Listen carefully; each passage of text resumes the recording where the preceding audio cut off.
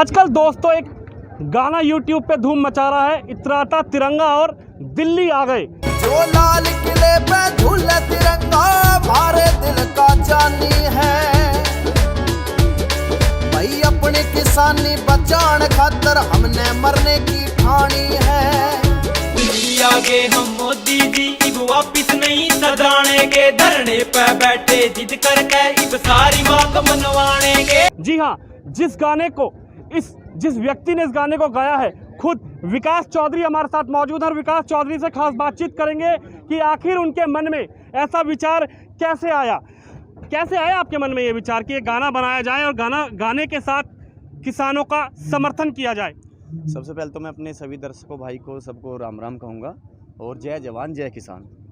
देखो, मैं एक सबसे पहले किसान का बालक हूँ, तो मेरा फ़र्ज़ बनता है कि पहले तो देखो, मैं 28 नवंबर में यहाँ पे आ गया था। जब मैं आया मुझे लोगों ने बोला भाई तुम्हें कानून पता है? मैंने बोला नहीं पता भाई, मुझे नहीं पता क्या गलत हो रहा क्या सही हो रहा। लेकिन जहाँ मेरे बुजुर्ग, मेरे भाई, मेरे ताऊ चाचा, मेरे बड़े बैठे हैं, जो भी वो कर रहे हैं ठीक बैठे हैं, तो मेरा फ़र्ज़ है कि मैं उनके साथ जाके बैठूँ। जब मैं यहाँ पर आया फिर 2-4 दिन के बाद मुझे कानून भी समझ में आया, देखा, तो फिर मैं पूर्ण रूप से तन मन धन से मैं यहीं बैठा। मैं बीच में एक दिन गया था 29 नवंबर को 20 मिनट के लिए, क्योंकि 28 की रात को, जब 29 नवंबर बोल रहा हूँ, जनवरी को जी, जिस दिन जब 28 को यहाँ पे जो प्रशासन हमें उठाने की कोशिश कर रहा था, फिर हमें दिन में 12:30-1 बजे माइंड में गाना आया। फिर भैया है हमारे संजीव वैद्वान, मैंने उनको बताया कि ऐसे ऐसे, तो उन्होंने गाना लिखा और रिकॉर्ड कराया। वो रिकॉर्ड कराया था, दोस्त है हमारे, उन्होंने कराया था। तो 29 तारीख को फिर हमने गाना रिकॉर्ड भी किया और शूट भी किया, एडिट भी किया। 10 घंटे के अंदर, मात्र 10 घंटे के अंदर हमने कंप्लीट करके उसको हमने रिलीज़ कर दिया था।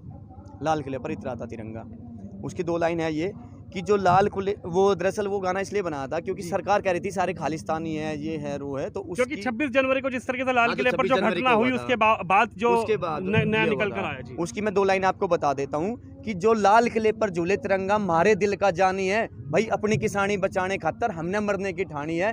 तुम ये जो सैलाब देख रहे हो नहीं कोई खालिस्तानी है, फिर क्यों तुमने हम पे गद्दारी की बंदूक तानी है।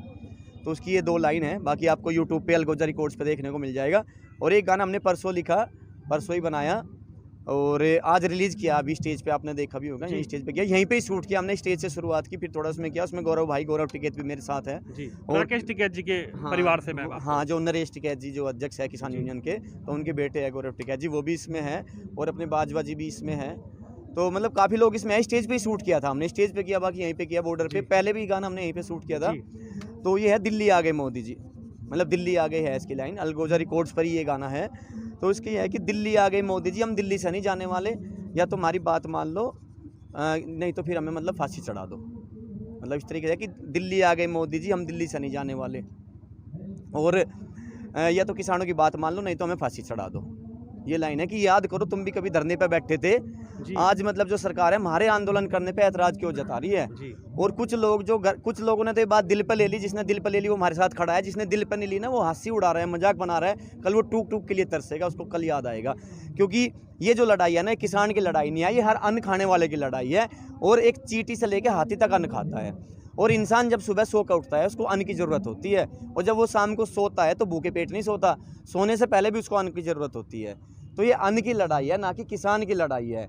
मैं ये कहूँगा जो भाई, जो दर्शक देख रहे हैं, जो अभी तक नहीं आए, जो अंधभक्त है, क्योंकि मैं भी मोदी जी को सपोर्ट किया था, मैं भी मोदी जी को वोट किया था 2014 में। और हाँ, यहाँ तक का था कि अगर कोई मोदी जी के लिए गलत बोलता था मैं उसके साथ बहस कर जाता था जी। देखो आज भी हमारे मन में उनकी कोई वो नहीं है, लेकिन जो कोई लोग गाली देते हैं, बहुत से ऐसे लोग हैं गाली देते हैं, कुछ गलत बोलते हैं। मैं बोलता हूँ भाई गाली तो मत दो। एक तो वो एक ऊंचे प्रधानमंत्री है भाई, हमारे माननीय है जी।